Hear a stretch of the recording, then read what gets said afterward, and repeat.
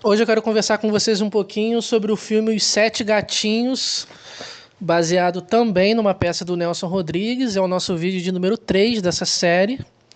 Lembrando que esse vídeo tem spoilers, então se você ainda não assistiu o filme e liga para spoilers, assista primeiro antes de continuar o episódio. Olha, o que dizer desse filme?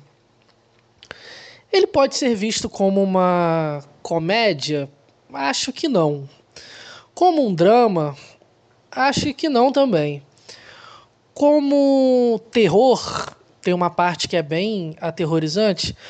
Acho que não também. Eu vejo como uma sátira, mas uma sátira no mais estilo Nelson Rodrigues que você possa imaginar, né? Então, vamos lá. Vou falar um pouco sobre a história e vou comentando alguns pontos que me chamaram a atenção do ponto de vista da psicanálise, apesar do Nelson Rodrigues ser um crítico voraz da psicanálise, né? Aqui nesse filme, ele também dá uma alfinetadinha na psicanálise. O filme conta a história de Noronha, né, interpretado pelo Lima Duarte, que está muito bem aqui nesse filme, que ele é um pai, né, um pai de família ali, é casado com uma mulher que ele chama de gorda, e ele tem 5 filhas. Uma dessas 5 filhas é a Silene, que é a nossa protagonista do filme. Ela tem ali na faixa dos seus 16, 17 anos de idade.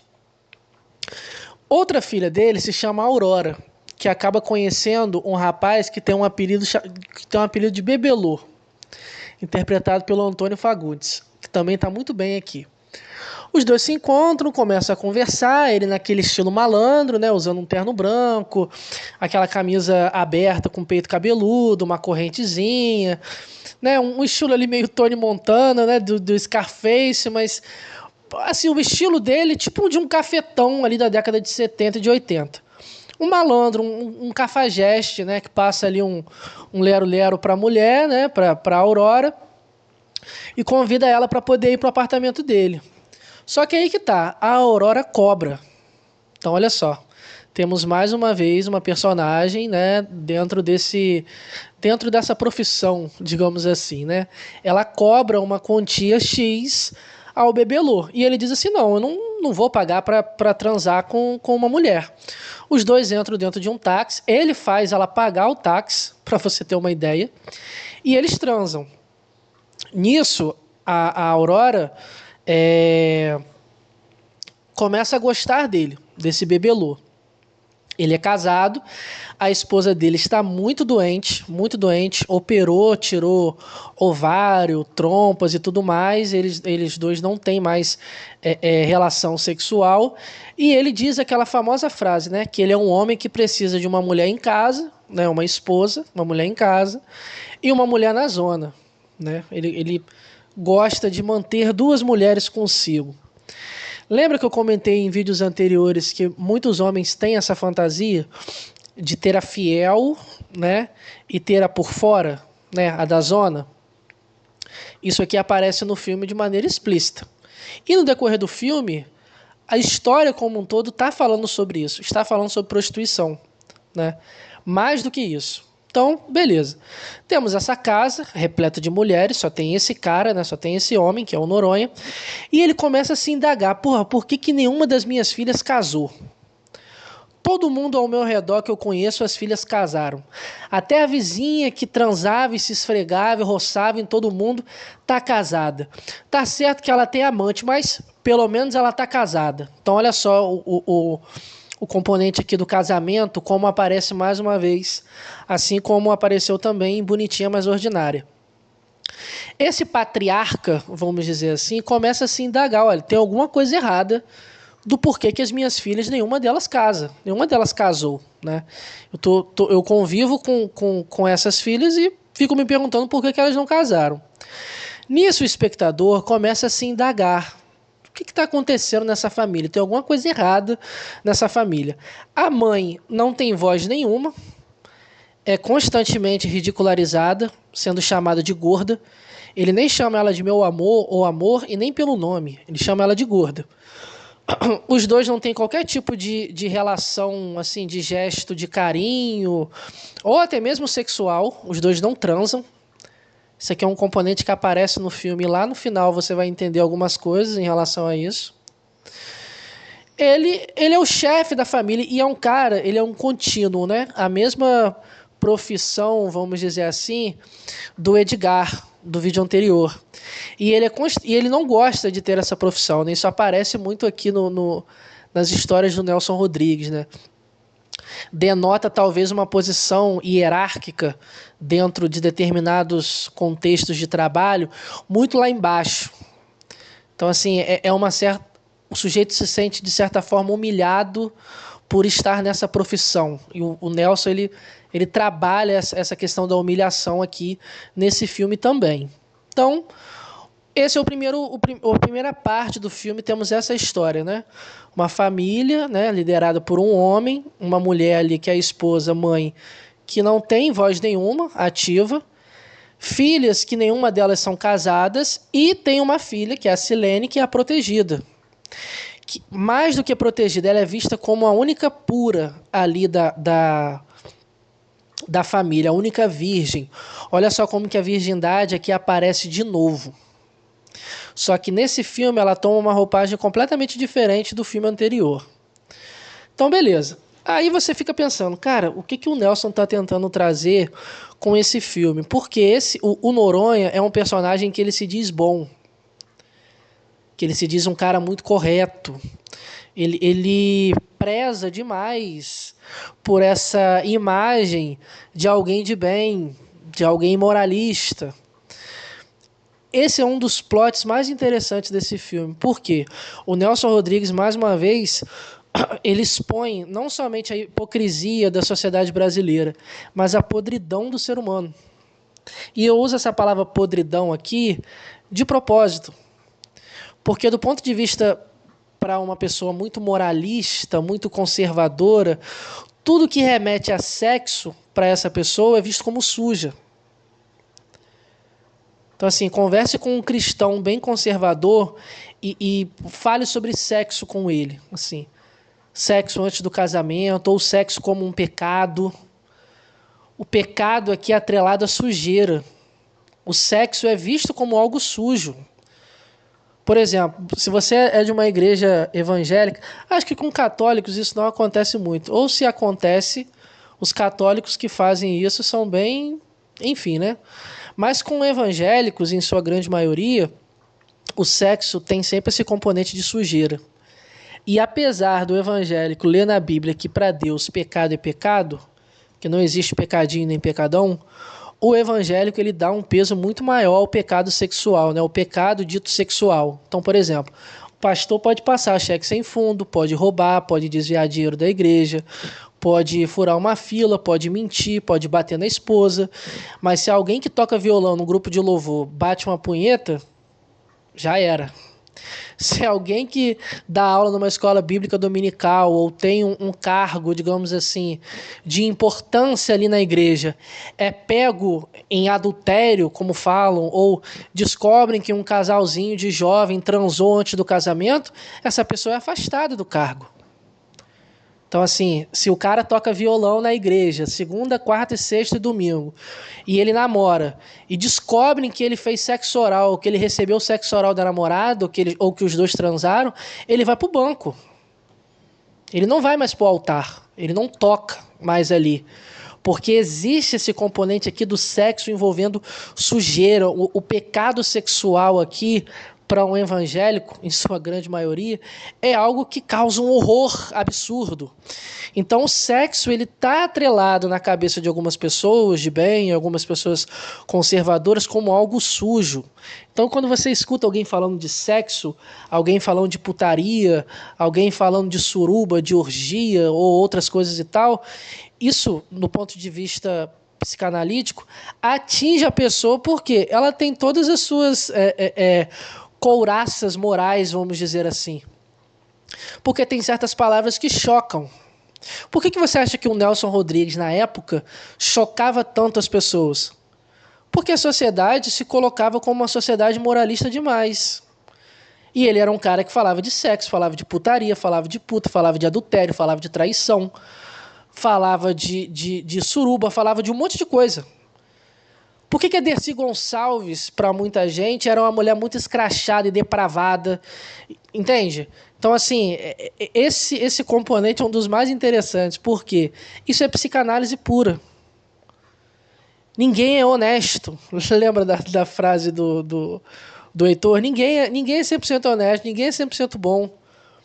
Todo mundo tem ali as suas fantasias perversas, as suas opiniões mais sórdidas, as suas opiniões mais escrotas, que não conta para ninguém. Por quê? Porque é preciso manter essa aparência.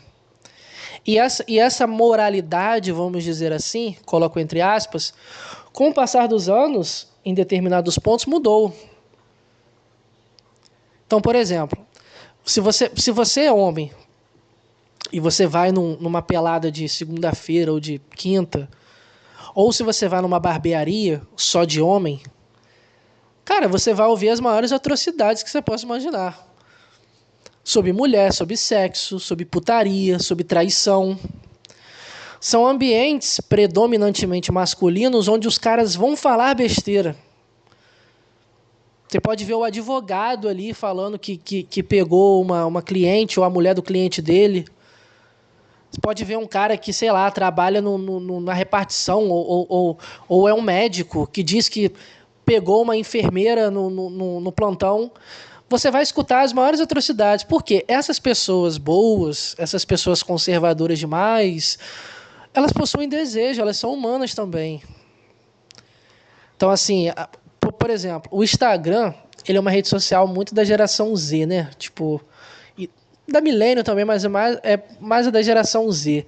O Facebook, ele é muito mais interessante para estudo social, vamos dizer assim, muito mais interessante, porque você vê uma galera ali da faixa dos 35 aos 65, 70 anos, com opiniões bem conservadoras, mas que no íntimo dessa pessoa, quando ninguém está vendo, essa pessoa faz um monte de besteira também, eu penso um monte de besteira também. O Nelson Rodrigues coloca isso aqui nesse filme de uma maneira que é incômodo, óbvio, mas muito real, né? E o que acontece? Um dia, um doutor, interpretado pelo Ari Fontoura, né? Que também está muito bem aqui nesse filme. É muito diferente ver ele com o cabelo pretinho, o bigode pretinho, né? E ele chega pro Noronha e diz assim, olha, vim falar sobre sua filha, Silene. Ela matou uma gata, a pauladas, uma gata grávida. A gata estava prenha e a gata, mesmo morta, deu luz a uns 7 gatinhos. Quando você vê essa cena e, né, tem essa informação, você fala assim, que merda é essa? Tipo, a garota matou uma gata grávida. O que isso tem a ver? Esse componente aqui no filme é um prelúdio da história, do que realmente do que realmente o Nelson está querendo, né, tratar através dessa história. Aí a Silene vai para um médico, né, o médico aqui da família, o médico que fez o parto de todas as irmãs, o médico que conhece, né, a família desde muito, né, desde sempre. E ele descobre o seguinte, olha, a Silene, ela não é mais virgem. Pior para o pai, né? Dentro desse contexto. Além da Silene não ser mais virgem, ela está grávida. O pai fica completamente devastado. Por quê? Porque a Silene era a única filha que mantinha essa imagem que ele construiu, na verdade, né? De pureza. Só que a podridão do filme não reside somente dentro dessa perspectiva do personagem. Do tipo, minha filha virgem foi deflorada. Porque ele fala dessa forma, né? Como se o homem que tivesse transado com ela transou com ela à força e deflorou, né?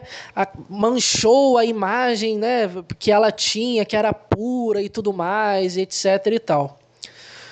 Esse pai aqui, ele tem a seguinte ideia. Olha, para custear os estudos da minha filha e manter ela nessa escola com uma boa educação, coisa que ele não fornece às outras filhas dele, vocês vão se prostituir. Então, assim, ele monta um bordel dentro de casa. Ele vira um cafetão das próprias filhas. Isso aqui já é chocante por si só, né? Tipo, ele passa a prostituir as filhas de maneira direta. Olha, os quartos aqui, né, e tal. E fala isso com o doutor, com o médico que examinou a Silene. Ele fala assim, olha, você pode ser o primeiro. Silene, vai lá pro quarto, né? Espera o doutor, porque o doutor vai transar com você. Aqui é a parte da alfinetada do Nelson na psicanálise, que para mim é uma das mais interessantes do filme. Esse doutor, quando está examinando ela está com vergonha. E ele diz, olha, eu não fico com vergonha, eu sou um médico, né? Eu fiz o parto da sua mãe, fiz o parto de todas as suas irmãs e tudo mais. Não precisa ter vergonha e tal. Essa questão do médico aqui, né? Super profissional, né? Separando o erótico aqui, né? O desejo da conduta dele, né? Do exercício dele e tudo mais. Aí você pensa, o Nelson vai dar uma alfinetada. Só que o pai da Silene fica insistindo, vai lá, pô, transa com ela e tal, ela é praticamente uma virgem, né? Eu sei que você quer, vai lá. E ele fica meio que incitando. Aí esse médico diz assim, não posso fazer isso, porque a Silene tem a idade da minha filha. Guarda essa informação. A Silene tem a idade da minha filha. Aí você pensa, bom, realmente esse cara, esse doutor, é um homem direito. Né? Ele não vai transar com uma paciente dele, que ele examinou há minutos atrás. Ele não vai transar com uma menina de 16 anos que ele conhece desde pequena. Né? Ele não vai transar com uma garota menor que é da idade da filha dele. Ele não vai fazer isso. Porque ele é um homem bom, né? Porque ele é um homem que tem um senso moral elevado, ele é um médico respeitado, ele não vai cruzar essa linha, né, ética entre paciente e médico, ele não vai fazer isso. Só que o Nelson Rodrigues, ele brinca exatamente com o espectador nesse sentido. Dentro dessa situação, um vizinho que trabalha numa lojinha ali, né, e ele fica meio que assediando e apalpando uma das filhas do Noronha que trabalha na lojinha, ele chega e diz assim, olha, eu escutei tudo pela janela e eu aceito. Eu quero, né, transar com a Silene. E ele é muito velho. Ele entra dentro do quarto e você pensa, bom, mais uma vez uma cena de abuso. Tivemos 2 no filme anterior e teremos uma terceira agora. Só que esse velho gringo começa a falar que ele sofreu um acidente na Segunda Guerra, que estourou uma granada e um desses estilhaços acabou causando nele uma impotência. Então, assim, ele não consegue ficar de pau duro, ele não consegue penetrar, mas ele gosta de tocar, né? De se esfregar, de passar a mão. Ele faz isso com a outra filha do Noronha. E ele começa a fazer isso com quem? Com a Silene. A porta está trancada. Para todos os efeitos, para quem está lá fora, a Silene está transando com esse cara. Mas ele não consegue transar, entre aspas, com ela. Ele não consegue penetrar nela. Ele sai de dentro do quarto, satisfeito. Assim que ele passa pela porta, qual que é a reação do médico tão correto e moral? Ele dá uma coçada no pênis mesmo e diz assim, agora é a minha vez. Então, olha só, antes, para ele ser o primeiro, ele não quis. Mas já que o outro foi, agora, né? Então, assim, essa áurea aqui da pureza, nossa, ela tem 16 anos, não posso fazer isso com ela parece que é minha filha. Isso aqui cai por terra. Cai por terra. Inclusive, é uma conduta, não vou dizer nem uma conduta, é uma visão que muitos homens têm quando começam a relativizar essa questão da idade para ter uma relação sexual. Então, por exemplo, às vezes a garota pode ter 13 anos, 13 ou 14 anos. Aí você vê lá a lei, né? Transar com garotas de 14 anos, menos de 14 anos, considerado, né?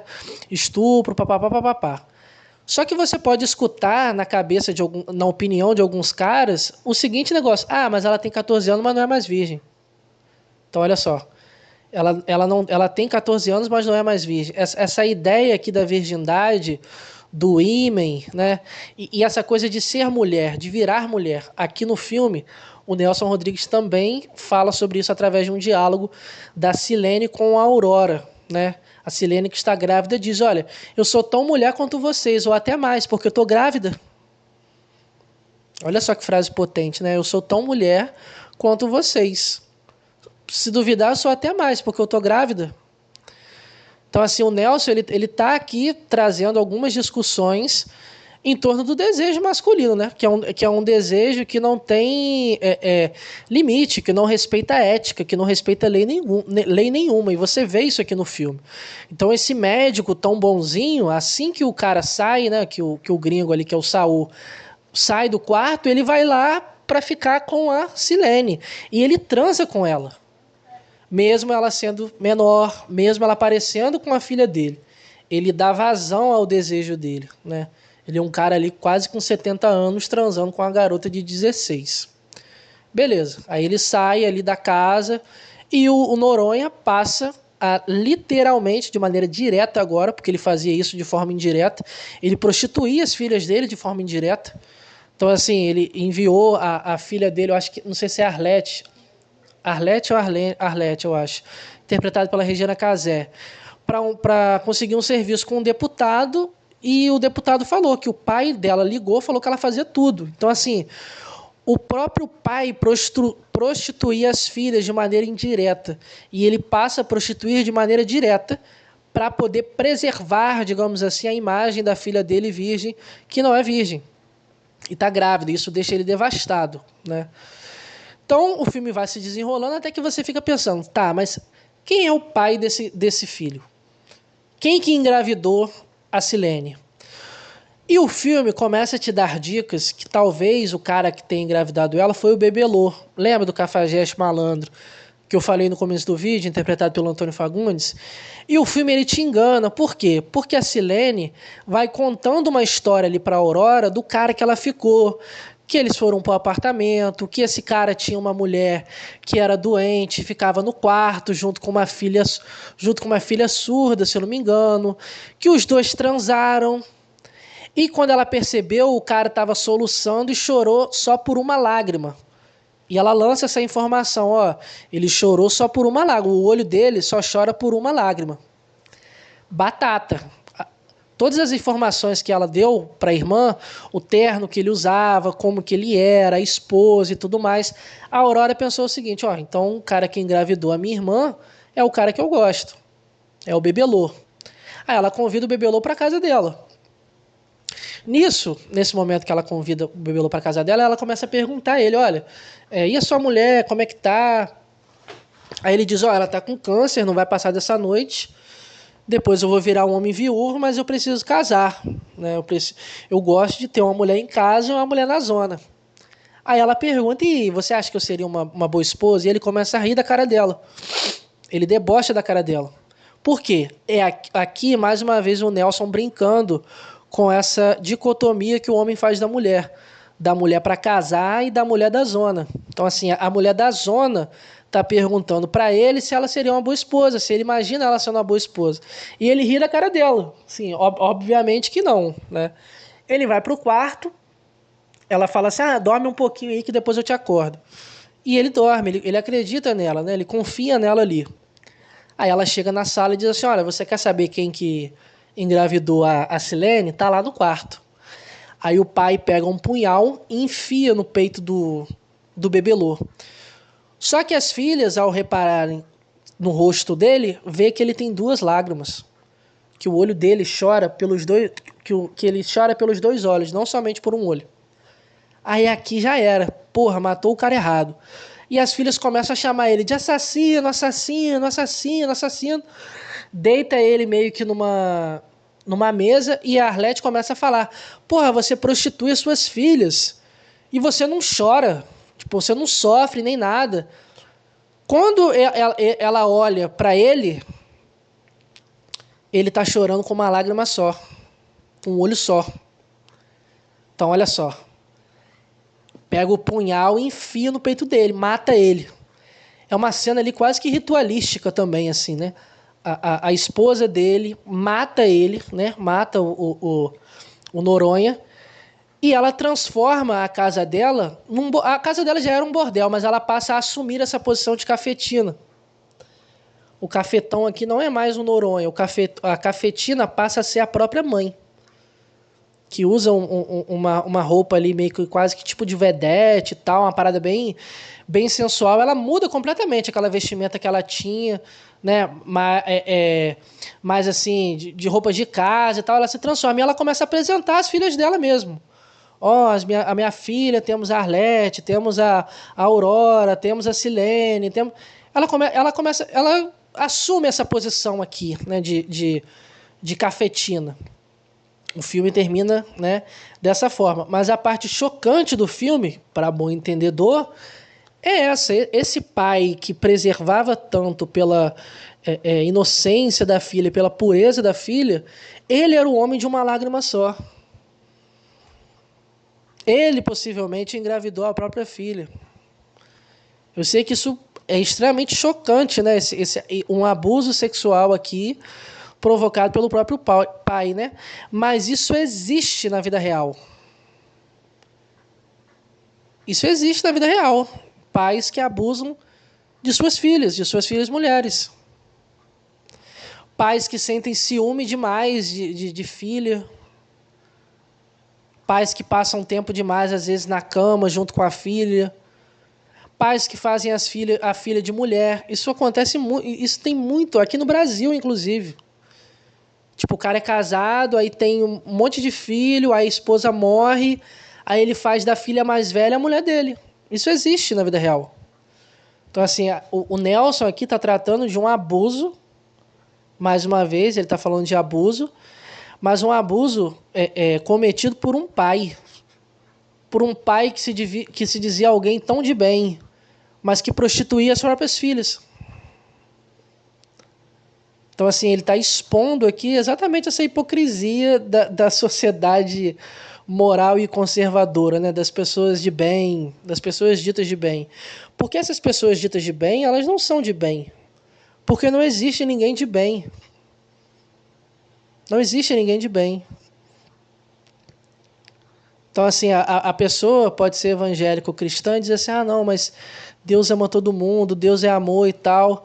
Mas tem gente que pragueja a vida de alguém que é homossexual, de uma pessoa que é trans. Diz que vai arder no fogo do inferno, que é uma aberração, que é uma afronta contra Deus, que merece ir para o inferno. Então, assim, essas pessoas, elas que falam tanto do amor de Deus, né, dos valores e bons costumes, muitas delas são repletas de ódio. E na maioria das vezes elas odeiam pessoas que fazem exatamente aquilo que elas não têm coragem de fazer. Porque elas não podem. Porque elas não podem. Então, assim, às vezes a pessoa pode estar criticando pra caramba alguém que bebe e sai todo final de semana e curte em festa e diz que essa pessoa, sei lá, tá no laço do passarinheiro, vai morrer, vai arder no fogo do inferno.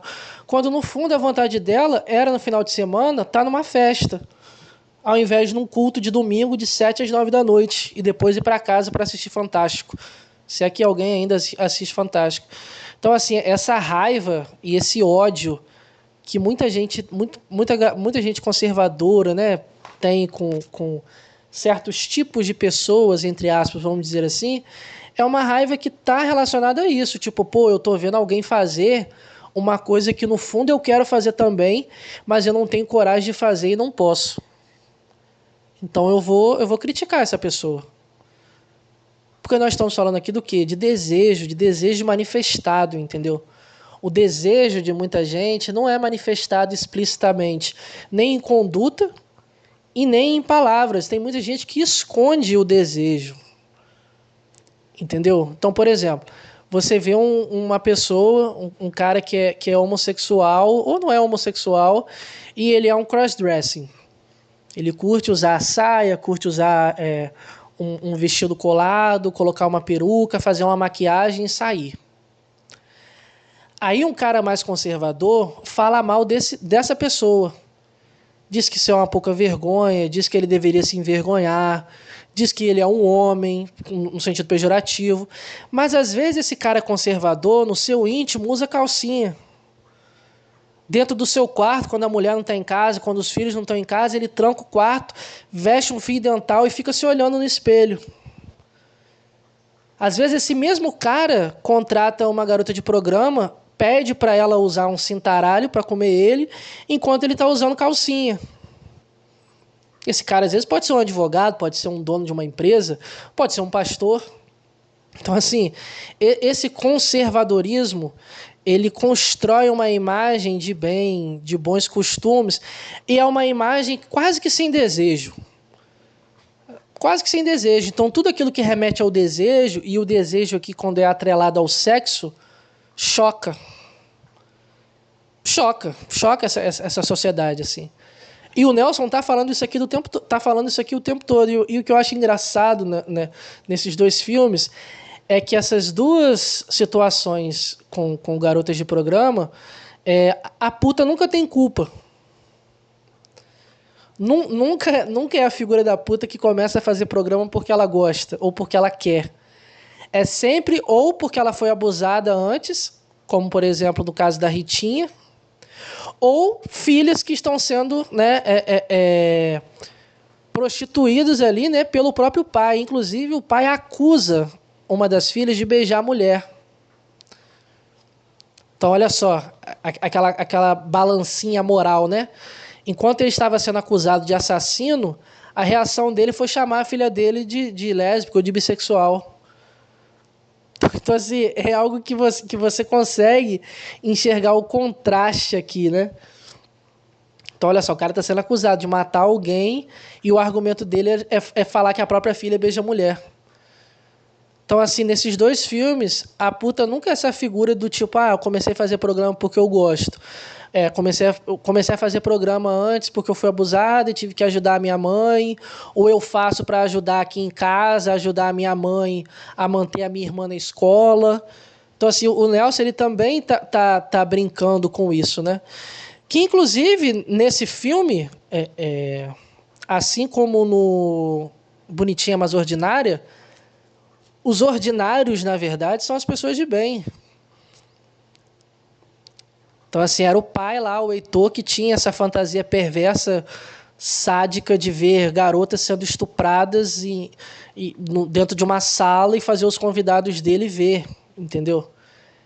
Era a Maria Cecília, filha de uma família com muito dinheiro, com esse ar e essa imagem virginal, que tinha fantasias sádicas de ser violada por 5 homens na frente de um outro cara. Tipo, aqui era esse homem de bem, que prostituía as próprias filhas e abusava sexualmente de uma das filhas. Então, assim, essas pessoas de bem aqui que o Nelson está alfinetando. Não existem essas pessoas de bem. Se duvidar, essas pessoas de bem são até mais sujas, entre aspas, do que as pessoas que são vistas como sujas. Por ter uma prática ou uma conduta, ou até mesmo uma profissão que está relacionada a sexo. Então, por exemplo, não sei se é da Salgueiro, mas é alguma escola de samba que uma atriz pornô, a Elisa Sanches, vai ser uma das passistas e tal. E muita gente reclamando. Uma garota de programa, uma atriz pornô e tal. Aí a galera nos comentários falando, não, gente, o que ela faz em frente às câmeras, todo mundo faz. A diferença é que ela faz em frente às câmeras. Aí o povo já começa a discutir, né? Você está criticando ela, mas você vende foto no OnlyFans ou no Privacy. Você também está se prostituindo. E começa uma discussão. Entende como que as redes sociais funcionam? Tipo, aquela coisa, né? Tipo, de tacar pedra e não taque pedra se o seu telhado for de vidro. Todo conservador tem um telhado que é finíssimo e é de vidro. Porque o conservador ele lida constantemente com o desejo dele. A diferença é que ele reprime. A diferença é que ele nega.